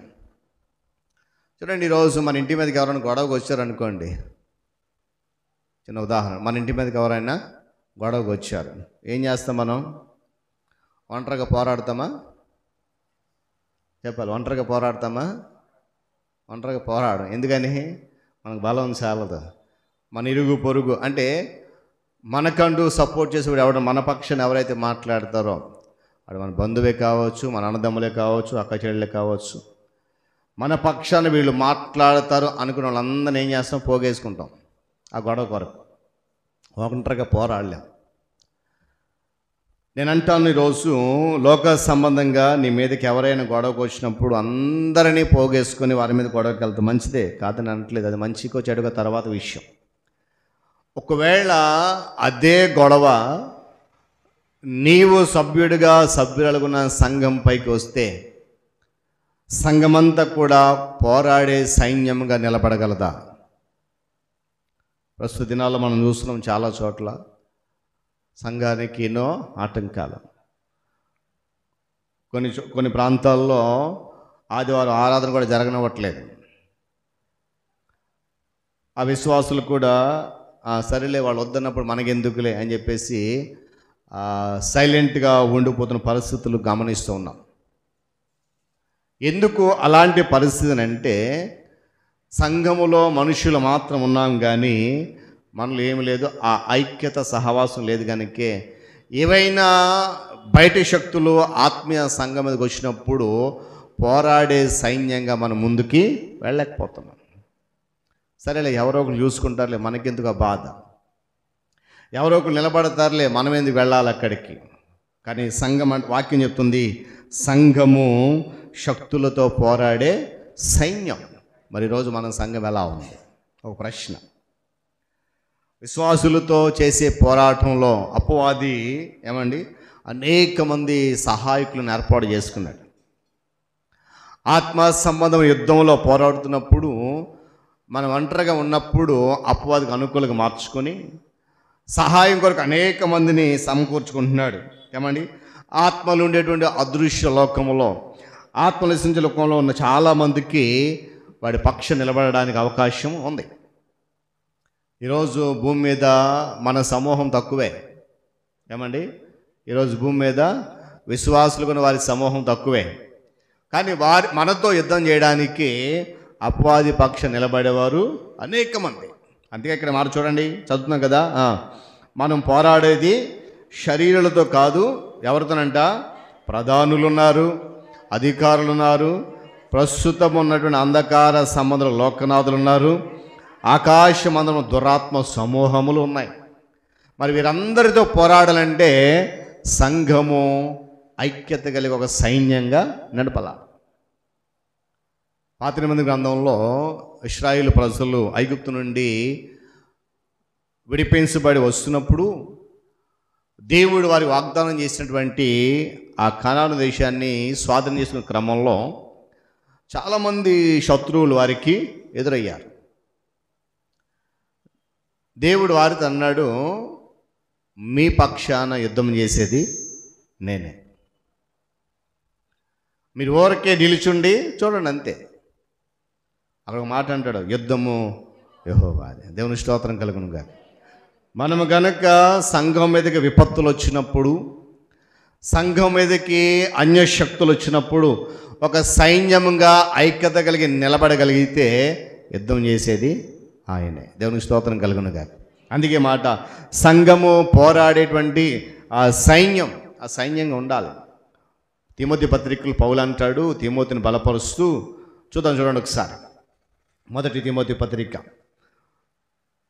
క్షమించాలి, 2వ తిమోతి పత్రిక 2వ అధ్యాయం, 2వ తిమోతి పత్రిక 2వ అధ్యాయం 3వ వచనం చదవండి. అదే చదవండి. క్రీస్తు యేసు యొక్క మంచి సైనికుని వల్లే నాతో కూడా శ్రమను అనుభవించుము. సైనికుడు ఎవడునో యుద్ధమునకు పోయినప్పుడు తన్ను దండులో చేర్చుకొనిన వానిని సంతోష పెట్టవలనని ఈ జీవన వ్యాపారములో చిక్కుకొనడు. మరియు జట్టి అయిన వాడు పోరాడినప్పుడు నియమము ప్రకారము పోరాడకపోతే వానికి కిరీటము దొరకదు. పౌలు తిమోతిని బలపరుస్తున్నాడు. నీవు నాతో పాటు ఎలా ఉండాలంట? మంచి సైనికుని వలె ఉండాలి. ఈరోజు క్రీస్తు సంఘంలో ఉన్న మనమందరం కూడా ఒక సైన్యం. దేని కొరకు సైన్యం అని అంటే, రాబోతున్నటువంటి విపత్తులను, రాబోతున్నటువంటి శ్రమలను ఎదుర్కొని జయించి ఒక సైన్యముగా మనము దేవుని రాజ్యానికి చేరడానికి ఉపయోగపడాలి. ఇక్కడ అందుకే అంటున్నాడు, క్రీస్తు యేసు యొక్క మంచి సైనికుని వల్ల నాతో కూడా శ్రమ అనుభవించాలి. అక్కడ మాటను చూడండి, పోరాడేటప్పుడంట నియమం ప్రకారం పోరాడకపోతే ఏం దక్కదంట? చదవండి అన్నమాట, కిరీటం దక్కదు. ఈరోజు మనము ఈ లోకంలో ఉన్నాము, ఆత్మ సంబంధం యుద్ధంలో ఉన్నాము. ఈ ఆత్మ సంబంధమైన యుద్ధములో మనము పోరాడుతున్నప్పుడు దానికి ఒక క్రమం అంటూ ఉంటుంది. ఆ క్రమములో వెళ్ళి పోరాడితేనే అపవాది మీద మనం విజయము సాధించగలుగుతాం. ఒకవేళ క్రమము తప్పి వెళ్తే మన మీద అపవాదికి విజయం వస్తుంది. ఎందుకంటే నేను చెప్పాను కదా, వాడి పక్షాన నిలబడేటువంటి సమూహాలు చాలా ఉన్నాయి. వాటన్నిటిని జయించాలంటే మనం ఒక క్రమమైన పద్ధతులు వెళ్ళాలి. నేను అంటాను, చాలా సందర్భాలు మనము ఆ క్రమమును పాటించట్లేదు. క్రైస్తవుల మీద అన్యజనులకు ఉన్నటువంటి ఒక బలమైన నమ్మకం ఏంటంటే వీళ్ళకి ఏమి లేదు, క్రమము లేదు. ఒక క్రమమైన విధానంలో నడవరు, క్రమాన్ని పాటించరు, క్రమముగా నిలబడరు. ఇది అన్యజనులకు మన మీద ఉన్నటువంటి బలమైన సాక్ష్యం. ఎందుకు ఈ మాటలు జ్ఞాపకం చేసిన ప్రియులరా, సంఘముగా మనము పోరాడబోయే రోజులు వస్తూ ఉన్నాయి. సంఘముగా మనము కలిసి అపవాది శక్తులను ఎదిరించబోయే రోజులు రాబోతున్నాయి. ఆ రోజుల కొరకు సరేలే అప్పుడు వస్తాయి కదా, అప్పుడు చూసుకుందామని అంటే కుదరదు. ఇప్పటి నుండే వాటి కొరకు మనము సిద్ధపడాలి. పర్వాలేదులే, అక్కడికి వెళ్ళి గొడవ పడి ఇబ్బందులు పడి శ్రమ పడి కన్నా ఇంట్లో ఉండి ప్రార్థన చేసుకుంటూ ఉండిపోతే ఇంట్లోనే ఉండిపోతాం. ఏమండి, దేవుని రాజ్యానికి మాత్రం వెళ్ళలేం. ఆ విపత్తులు ఆ శక్తులు వచ్చినప్పుడు సైన్యముగా ఎదురాడి పోరాడి నిలబడగలిగితే ఏమండి తప్పకుండా దేవుడు వాక్యం అంటుంది కదా, ఆ నియమం ప్రకారం నిలబడితే కిరీటాన్ని దేవుడు ఇస్తాడు. ఈరోజు గమనించాలి. ఎందుకంటే ఈ అంధకార లోకమున అపవాది పాలకుడు, అందులో అదృశ్యులైన పాలకులు చాలామంది ఉన్నారంట. ఏమండి, దేవుని మీద తిరుగుబాటు చేసి ఆయనకు వ్యతిరేకంగా ఉన్న అనేక మంది దేవదూతలంతా కూడా అపవాది పక్షాన ఉన్నారు. చూడండి, ఈ అపవాది కూడా మనలో చాలామంది తెలుసో తెలీదో, ఈ అపవాది కూడా ఒక్కనొక సమయంలో దేవునికి దూతే, ప్రధానమైన దూత. మరి చాలామందికి ఈ ప్రశ్న, మరి ఎందుకండి అపవాదిగా మారాడు ప్రధాన దూత అయినప్పుడు అనేటువంటి అంటే వాక్యంలోకి మాట్లాడదు, వేకువ చుక్క నీవు నేలకు త్రోసివేయబడ్డావు, ఎందుకంటే నిన్ను నీవు హెచ్చించుకున్నావు. దేవునికి ప్రధాన దూతకున్నటువంటి ఈ అపవాది ఒకప్పుడు దేవుని కంటే హెచ్చుగా తనను తాను హెచ్చించుకున్నప్పుడు, దేవునితో సంబంధం లేకుండా నేను పోరాడగలను, నాకు శక్తి ఉంది, నాకు ప్రభావం ఉంది, నేను ఆయన కంటే హెచ్చులో ఉండాలని హెచ్చించుకున్నప్పుడు దేవుడు అక్కడ నుండి నేలకు త్రోసేశాడు. ఆ కోపంతోనే నేటికి ఆయన బిడ్డలుగా ఉన్న వారందరి పట్ల రోషం కలిగి కక్షతో తిరుగుతూ ఉన్నాడు. అందుకే పేతురు అంటాడు కదా, గర్జించు సింహం వల్లే. ఒక మాట ఉంటుంది అక్కడ, చదువుదామా? ఒక మాట ఉంటుంది, ఎవరిని మృంగుదనా అనే మాట ముందు ఒక మాట ఉంటుంది, చదవండి ఒకసారి, చదువుదామా? తీసిన వారు చదవండి. మీ విరోధి అయిన అపవాది అనే మాట, 5వ అధ్యాయం 1 పేతురు పత్రిక 8 చదవండి. జాగ్రత్త గమనించాలి.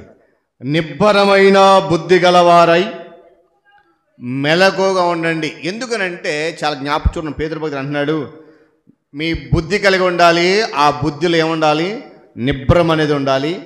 దానితో పాటు మెలకువ కూడా ఉండాలి. ఏ మెలకువ అంటే ఆధ్యాత్మిక మెలకువ కలిగి ఉండాలి. ఎందుకనంటే చదవండి, ఇక్కడ చెప్తున్నాడు, ఎవడంటే వాడు ఏమంటున్నాడండి? ఎందుకు విరోధి అయ్యాడు మనకి?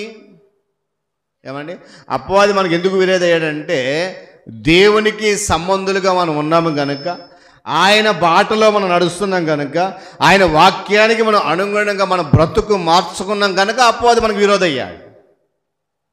ఎందుకనంటే ఒకప్పుడు దేవునికి వాడు విరోధి అయ్యాడు కనుక ఇప్పుడు దేవుని ప్రజలుగా ఉన్న మనకు కూడా విరోధి. అందుకే మాట, మీ విరోధి అయిన అపవాది గర్జించు సింహం వలె ఎవరిని మృంగుదునా అని వెతుకుచూ తిరుగుతావు. కాబట్టి వీళ్ళందరూ కూడా ఏంటనంటే దేవుని మీద తిరుగుబాటు చేసిన వాళ్ళే. దేవుని మీద తిరుగుబాటు చేసిన దేవదూతలంతా కూడా వాడితో ఉన్నాయి. ఈ పోరాటంలో మనము కింద పడి అపవాది మనలను కాళ్ళతో త్రొక్కేటువంటి అవకాశం ఇవ్వకూడదు.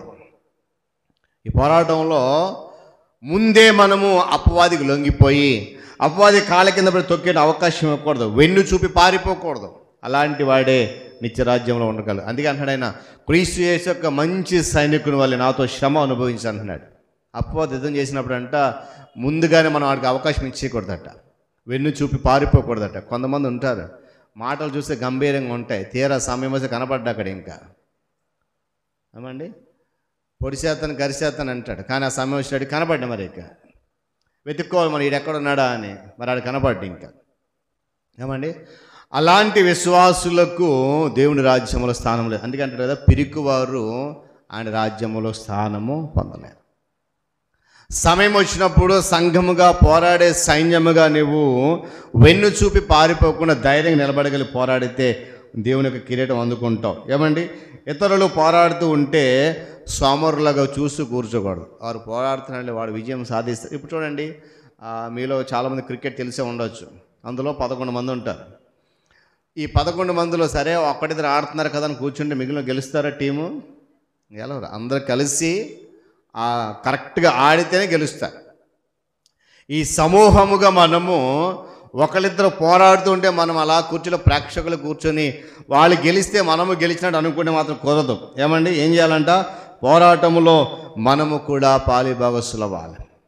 యుద్ధము యెహోవాది అని వాక్యం చెప్తున్నప్పుడు ఆ యుద్ధాన్ని ఆయన చేత అప్పగించేసి హాయిగా గుండెల మీద చేసి పడుకుంటే నీకు అందులో పాలిభాగస్తుడు కాలేవు. అందుకనంటే ఇక్కడ ఈ పోరాడే శక్తులన్నీ కూడా నేను మరలా చూద్దాం. చూడండి, మనము పోరాడున్నది శరీరాలతో కాదు, కానీ తర్వాత ప్రధానులతోనూ అధికారులతోనూ ప్రస్తుత అంధకార సంబంధులకు లోకనాథులతోనూ ఆకాశ మండలమందున దురాత్మ సమూహంతో పోరాడుతున్నాం.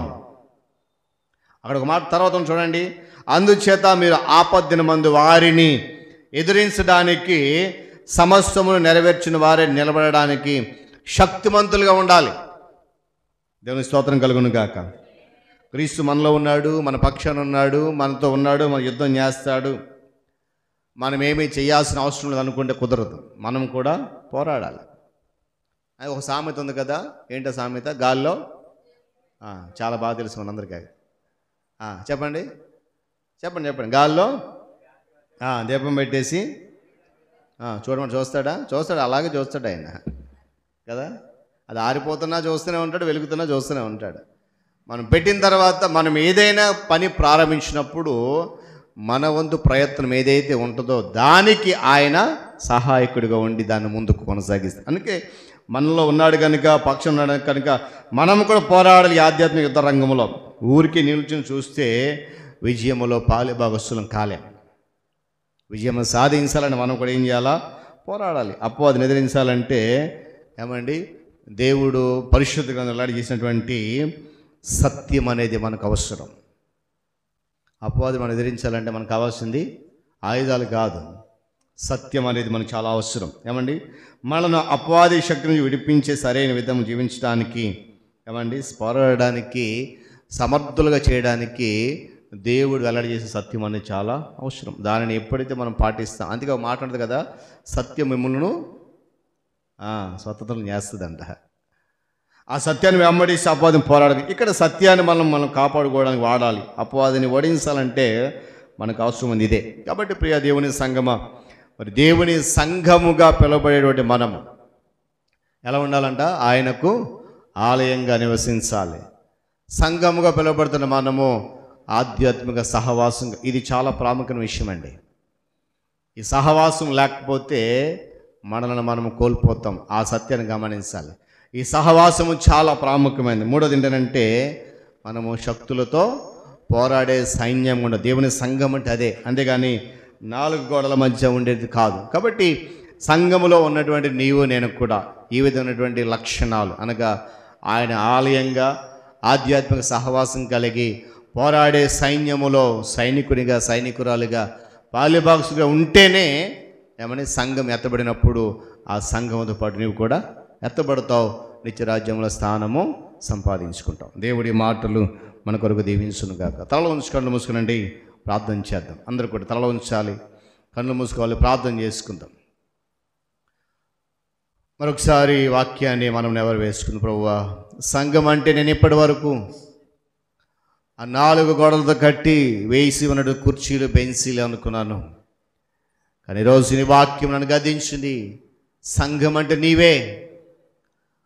సంఘము పరిశుద్ధాత్మక నిలయంగా ఉండాలి. నీవు దేవుని ఆలయము అనే సత్యాన్ని గుర్తు చేసింది ఈరోజు లేఖనం.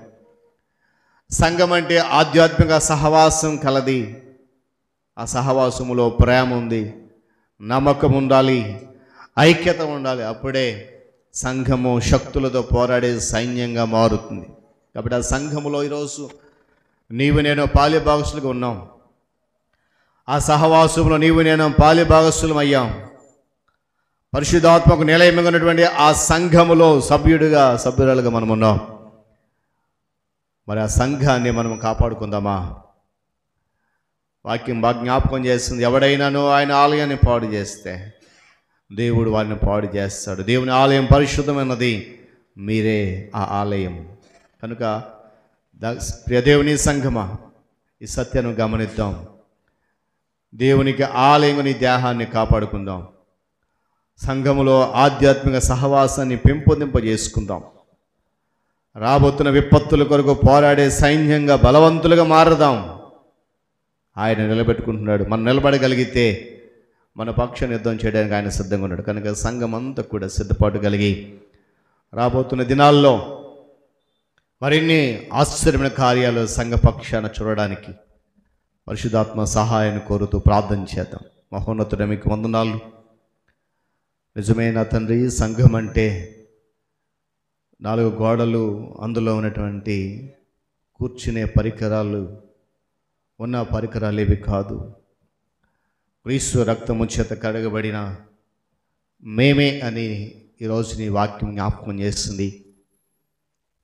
ఆ సంఘమున మేము పరిశుద్ధాత్మకు మా హృదయంలో చోటు ఇవ్వడానికి, మా హృదయాన్ని నీ ఆలయంగా మార్చడానికి సిద్ధపడని గ్రహించండి.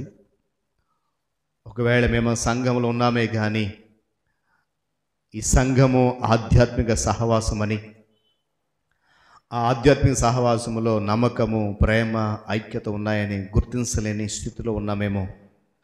ఈరోజు మరలా మమ్మల్ని ఆ మాటల చేత కదిలించినందుకే స్తోత్రాలు. మాలో ఐక్యత లేకనే పోరాడే సైన్యంగా మారలేకపోతున్నాం. మాలో నమ్మకము లేకనే పోరాడే శక్తులతో పోరాడే ఆ ధైర్యాన్ని మేము కోల్పోతున్నాం. కనుక వాటిని మరలా మేము పొందుకోవడానికి గ్రహింపు కావాలని నీ లేఖనం గద్దించింది. వెత్తబడి మాట, నేను ఒక సంఘము అని ప్రతి విశ్వాసి గమనించేలాగా, ఆ వాక్యము వారి హృదయాల్లో ఫలించేలాగా నీ సహాయము, నీ కాపుదలిచి నడిపించుమని, జరగనైనటువంటి మిగిలిన ఆరాధన క్రమంలో కూడా మీరు మాతో ఉండమని, ఈ వాక్యము నూరంతలుగా ఫలింపజేసి నీ కృపలో నడిపించుమని యేసయ్య పరిశుద్ధ నామములో ఈ ప్రార్థన అడుగుతున్నాను మా తండ్రి, ఆమేన్. హల్లెలూయా. యేసయ్యా నా యేసయ్యా, కొనిపోవా ఈ దీనుని, కొనిపోవా ఈ దీనుని. యేసయ్యా, యేసయ్యా, యేసయ్యా, నీ కోసమే నీ కోసమే నే వేచియుంటిని, సియోను కోసం నీ కోసమే నే వేచియుంటిని, సియోను కోసం నే జీవిచుంటిని. యేసయ్యా, యేసయ్యా, యేసయ్యా, నా యేసయ్యా, యేసయ్యా.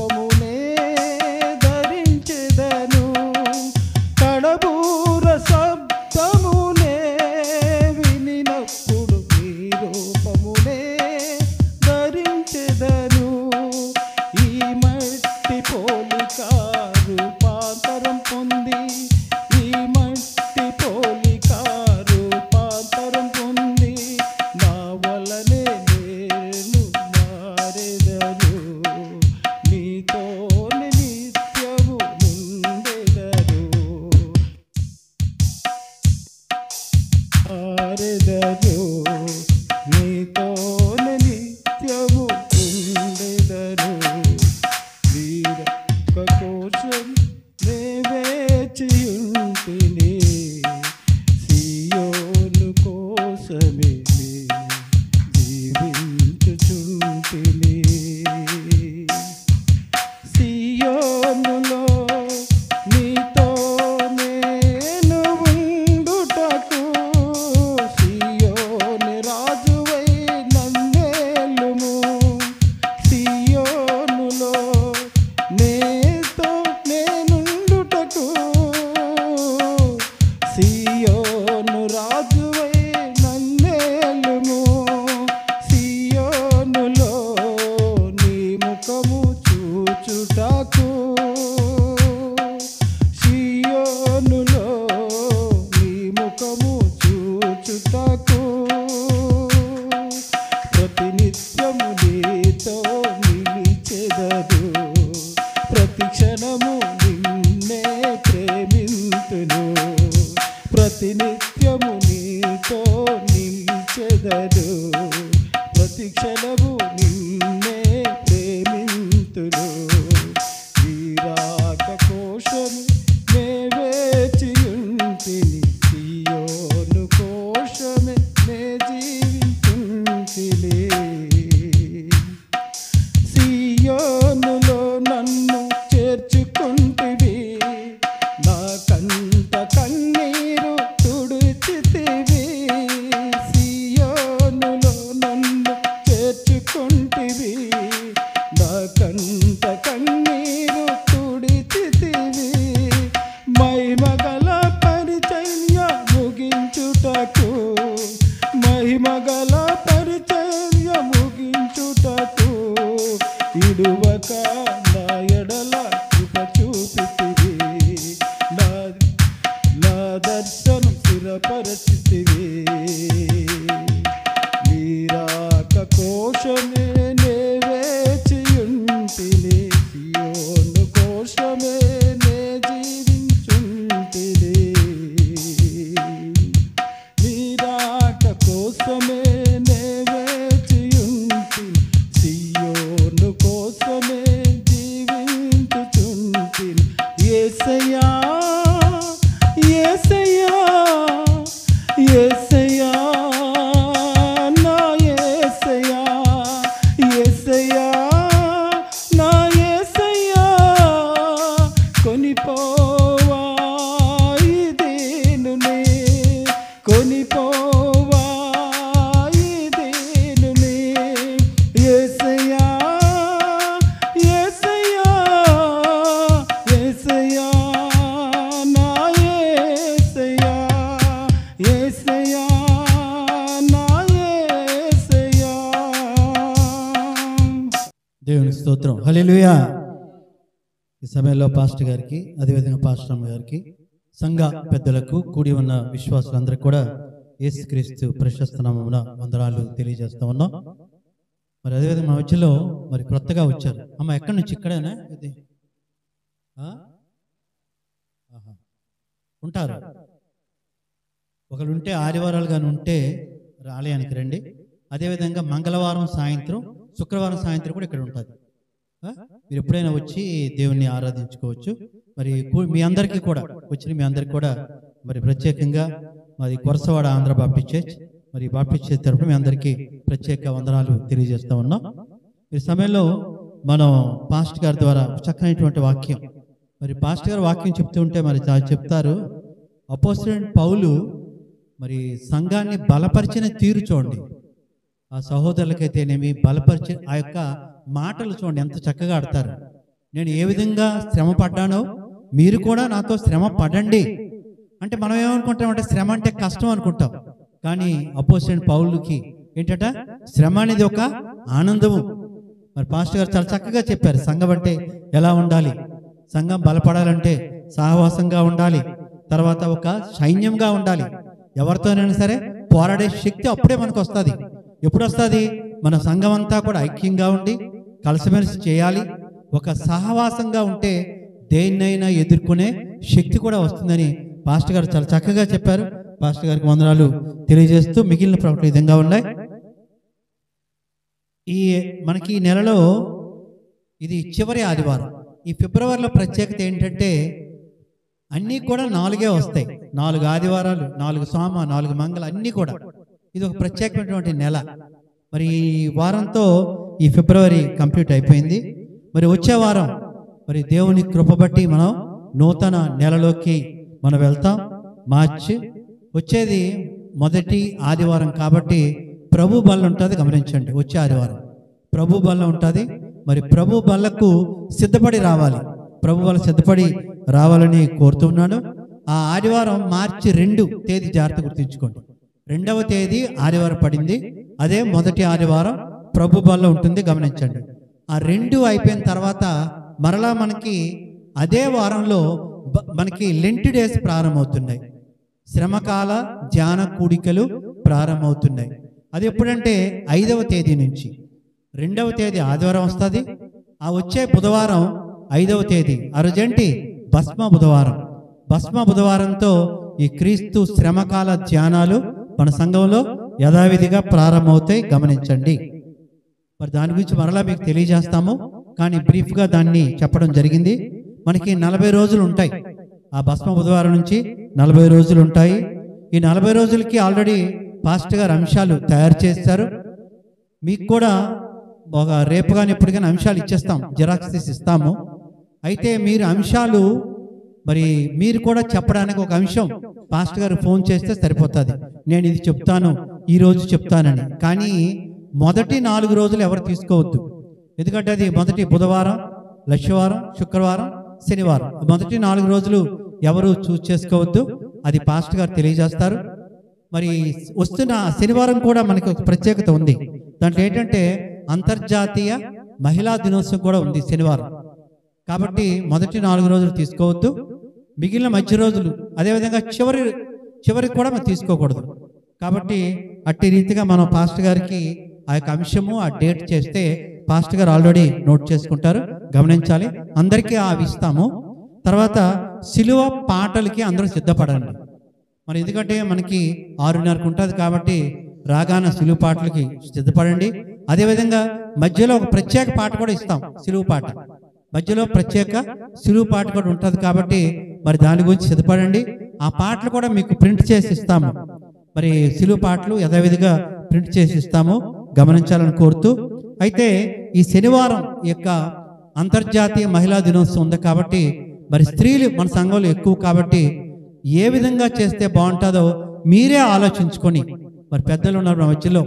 మరి పాశ్రం గారు అయితేనేమి, మేరీ రత్నం గారు ఉన్నారు, లలితక్క, అదే మేనా టీచర్, హేమలత లారెన్స్ గారు. మరి ఆలోచించుకొని ఒకటి ఎలా చేస్తే బాగుంటుందని మిగిలిన వాళ్ళని అడిగి స్త్రీలందరికీ ఇలా చేస్తే బాగుంటుంది అని చేస్తే మా పెద్దలతో చెప్తే ఆ విధంగానే చేద్దాం. ఎందుకంటే ప్రతి సంవత్సరం అది ఘనంగా చేస్తూ ఉన్నాం కాబట్టి ఈ సంవత్సరం కూడా ఇప్పటి నుంచే మీరు ఆలోచించుకోండి, మీరు ఫోన్ చేసుకోండి, దాన్ని మీరే నడిపించాలి. కాబట్టి మరి మీకే అది విడిచిపెడుతున్నా, ఏ విధంగా చేస్తారో మాకు తెలియజేస్తే బాగుంటుందని కోరుతూ ఉన్నాం. మరి మిగిలిన ప్రకటనలు ఈ విధంగా ఉన్నాయి. మరి మంగళవార ఆరాధనలు యథావిధిగా ఉంటాయి. శుక్రవార ఆరాధనలు యథావిధిగా ఈ వారం ఉంటుంది. గమనించాలని మరి కోరుతూ ఉన్నాము. మరి ఇవన్నీ ఎవరైతే రాలేదో వాళ్ళందరూ కూడా తెలియజేయాలని మరి కోరుతూ, మరి ఈ సమయంలో గత వారం మన పాస్టర్ గారు, మరి వైస్ ప్రెసిడెంట్ గారు, మరి పాస్టర్ గారు ఎక్స్చేంజ్లో భాగంగా మరి ఇంకొక చర్చికి వెళ్ళారు. ఇంకొక పాస్టర్ గారు మన సంఘానికి రావడం జరిగింది. మరి సమయంలో మరి అక్కడికి వెళ్ళారు కాబట్టి అక్కడ విషయాలు బ్రీఫ్గా మన వచ్చినటువంటి వైస్ ప్రెసిడెంట్ గారు లారెన్స్ గారు కొన్ని విషయాలు తెలియజేయాలని ఆయనకు ఆహ్వానిస్తున్నాం. ఏవైనా మీకు డౌట్స్ ఉంటే మాకు ఫోన్ ద్వారా తెలియజేయండి. Thank you. దేవుని నామానికి వందనాలు తెలుస్తూ, మరి ఇక్కడ చేరిన అందరికీ కూడా నా హృదయపూర్వక వందనాలు. నూతన వచ్చిన బిడ్డలకు కూడా సంఘం తరపున వందనాలు తెలియజేస్తూ ఉన్నాను. మరి ముఖ్యంగా మరి కొన్ని విషయాలు మీతో పంచుకోవాలని ఆశపడుతూ ఉన్నాను. పాస్టర్ గారు మరి డిఎస్విఎస్ కుమార్ గారు వారు పెట్టిన డిఎల్విఆర్ కుమార్ గారు వారు పెట్టిన దీన్ని బట్టి మేమందరం ఒక్కొక్క సంఘానికి వెళ్ళాలని వాళ్ళు నియమించినప్పుడు నాకు చక్కనైన అవకాశం దేవుడిచ్చాడు.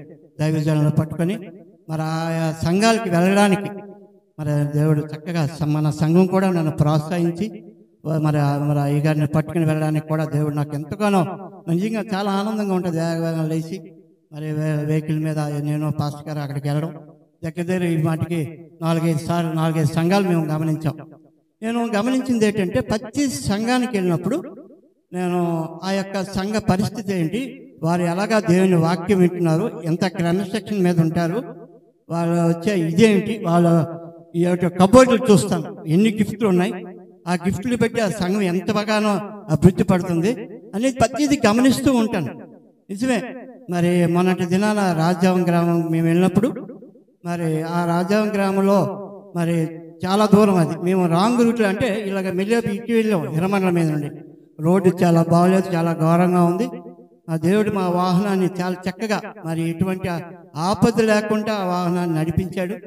మరి అక్కడ పాస్టర్ గారు టైం అయిపోతుంది, మరి ఎంత స్పీడ్కి వెళ్దామన్నా రోడ్డు బాగలేక మన సమయానికి అలాగైతేనేమి మేము వెళ్ళడం జరిగింది. మా కోసం కనిపెడుతున్నారు, చక్కగా రిసీవ్ చేసుకున్నారు పాస్టర్ అక్కడ సంఘ పెద్దలైతేనేమి. వారు చేసే ఆహ్వానాన్ని బట్టి మాకు చాలా ఆనందం అనిపించింది. సంఘము చాలా పెద్ద ఎడల్పు సంఘం. ఆ సంఘంలో మన ప్రేమ్ కుమార్ పనిచేసేవారు. అదేవిధంగా కుమార్ బెహరా గారు, ప్రేమ్ కుమార్ గారి పేరు ఆ సంఘంలో మారుమ్రోగుతూ ఉంది. ఆ ప్రతి వృద్ధులు కూడా మరి ప్రేమ్ పాస్టర్ గారి కోసం అడుగుతూ ఉన్నారు. అయితే నేను సంఘంలో కూర్చున్నాం, నేను కూర్చున్నాను, పాస్టర్ గారు కూర్చున్నారు. పాస్టర్ గారికి వాక్యానికి స్టేజ్ మీద పిలిచినప్పుడు పాస్టర్ గారు వెళ్ళారు. అయితే సాధారణంగా ఎవరైనా వాక్యం చెప్తున్నప్పుడు సంఘం అంతా క్రమశిక్షణ మీద ఉంటే వాక్యాన్ని చాలా చక్కగా విపులంగా చెప్పవచ్చు. మరి ఆ యొక్క సంఘంలోని అందరూ కూడా క్రమశిక్షణ మీద, ఎవరు కూడా డిసిప్లిన్. పాస్టర్ గారు వాక్యము స్టార్ట్ అయినప్పటికీ ఎవరి మధ్యలో లెగడం కానీ, అటు ఇటు కదలడం కానీ, సెల్ ఫోన్ పట్టుకొని బయటికి వెళ్ళడం కానీ, దేవుని పని కన్నా మన పని ముఖ్యం కాదు. దేవుని మందిరంలోకి వచ్చామంటే దేవుని క్రమశిక్షణ మీద అలా కూర్చుంటే దేవుని పాస్టర్ గారు వాక్యం చాలా స్పీడ్గా, మన సంఘంలో కూడా నేను డీప్గా వినలేదు. మరి బయట సంఘాలకు వెళ్ళినప్పుడు మన పాస్టర్ గారి వాక్యం చాలా చక్కగా వింటాను. నాకు మరి వాక్యం విన్నంతసేపు కూడా మరి ఎవరు కూడా డిసిప్లిన్, మరి రిఫరెన్స్ అయితే ఇంకా పాస్టర్ గారు ఇంకా నోటంటే రాదు, టక టక టక టక వాక్యాలు చెప్పేస్తున్నారు. అప్పుడు పాస్టర్ గారు ఉత్సాహంగా మరి ఎంత దాటిగా వాక్యము 45 నిమిషాలు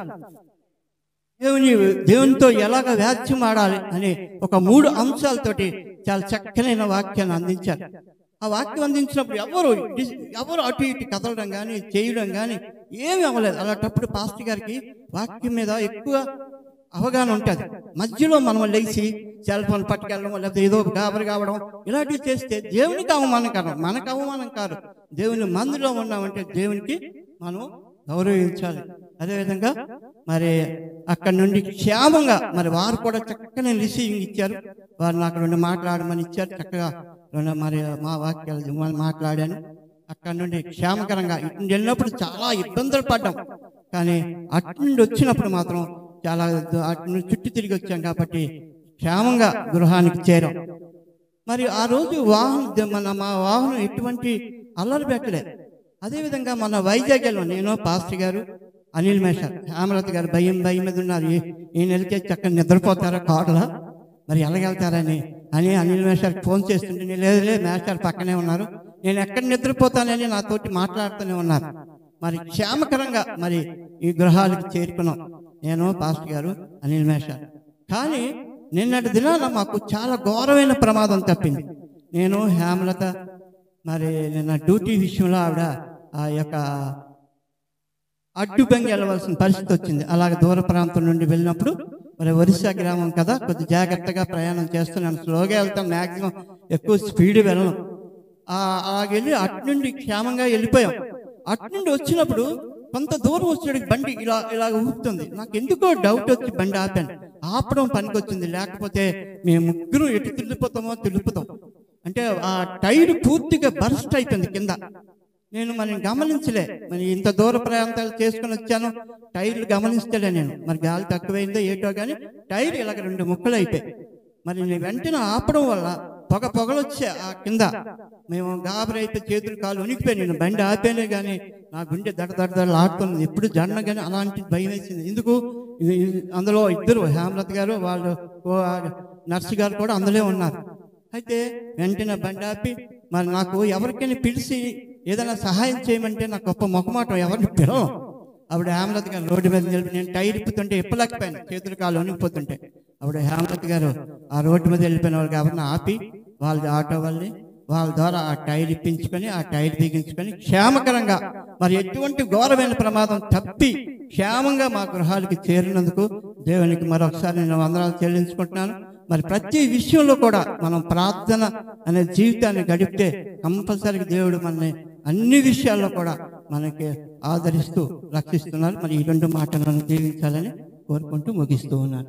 లేచి నిలబడదాం, అందరూ లేచి నిలబడదాం. ముగింపు ప్రార్థన, ప్రభు నేర్పిన ప్రార్థన ఆశీర్వాదంతో ఆరాధన క్రమాన్ని ముగించుకుందాం. తల ఉంచి కళ్ళు మూసుకునండి, ప్రార్థన చేసుకుందాం. ఈ సమయంలో ప్రియులు తల్లిగారు మేరీరత్నం గారు మన ముందుకు వచ్చి మనందరినీ ముగింపు ప్రార్థనలు నడిపిస్తారు.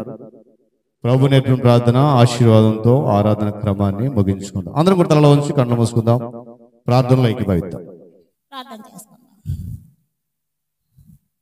మహాపరిశుద్ధమైనటువంటి మా పరులకు మా పరమ తండ్రి, మీ యొక్క బంగారు పాదములకు వెళ్ళలేని స్తుతులు స్తోత్రములు వందనాలు చెల్లించుకుంటున్నాం ప్రభా.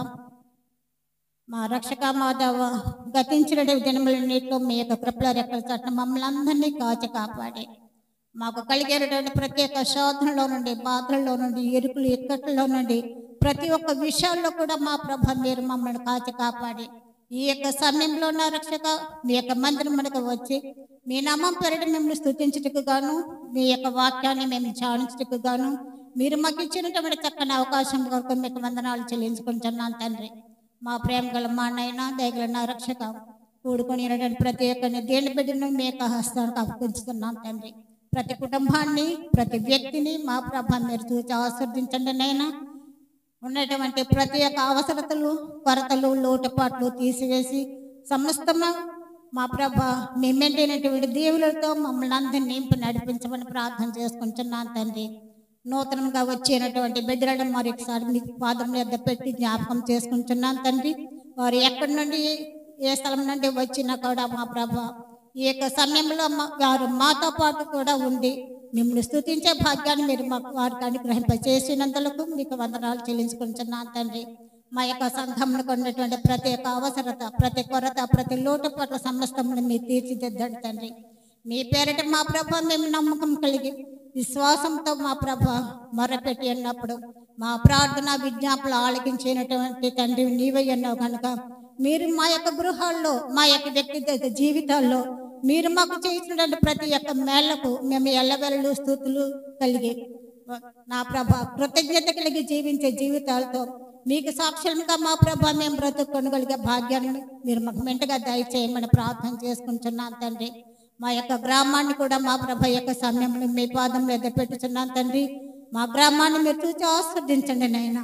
మా యొక్క గ్రామంలో మా ప్రభ మా యొక్క నడవడిక ద్వారా, మా ప్రవర్తన ద్వారా, మా మాటల ద్వారా, మా క్రియల ద్వారా మా ప్రభ మేము సాక్షులుగా ఉండగలిగే భాగ్యంతో మీరు మమ్మల్ని అందరినీ నింపి నడిపించమని, మీ యొక్క రాకడ ఆలస్యమైనట్లయితే నా రక్షక నా దేవ మరొకసారి మీ పాదముల వద్దకు వచ్చి మిమ్మల్ని స్తుతించే భాగ్యాన్ని మీరు మాకు మెండుగా దయచేయమని, ఈ దినదేవుల దినాసులు మమ్మల్ని అందరిపై నింపి నడిపించమని మా ప్రభును ప్రియరక్షకుడైనటువంటి యేసుక్రీస్తు పుణ్య పాదముల వద్ద అతి నిమిత వేడుకొంచున్నాను తండ్రి. ఆమేన్. పరలోకమందున మా తండ్రి, నీ నామము పరిశుద్ధపరచబడును గాక, నీ రాజ్యం వచ్చును గాక, నిశ్చితము పరలోకమందు నెరవేర్చినట్లు భూమి అందు నెరవేరును గాక. మాకు కావలసిన దిన ఆహారము నేడు మాకు దయచేయము, మరణాసులను క్షమించిన ప్రకారం మరణమును క్షమించు, మమ్మల్ని శోధన తేక దుష్టు నుండి తప్పించు. ఎందుకంటే రాజ్యము, బలము, మహిమ నిరంతరమును నీవైనవి మా తండ్రి.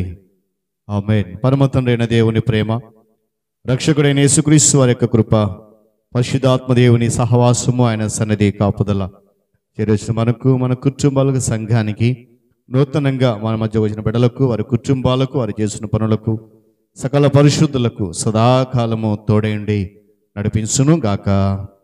ఆమేన్. కర్తమమ్ము దీవించి క్షేమమిచ్చి పంపుము, జీవహార వార్తనిచ్చి మమ్మును పోషించుము. ఇహ నిన్ను వేడుకొని బాహుగా స్తుతింతుము. పరమందు చేరింకా స్తోత్రము చెల్లింతుము. ఆమేన్. అందరికి వందనాలండి. దేవుడు మనందరినీ దీవించి ఆశీర్వదించును గాక.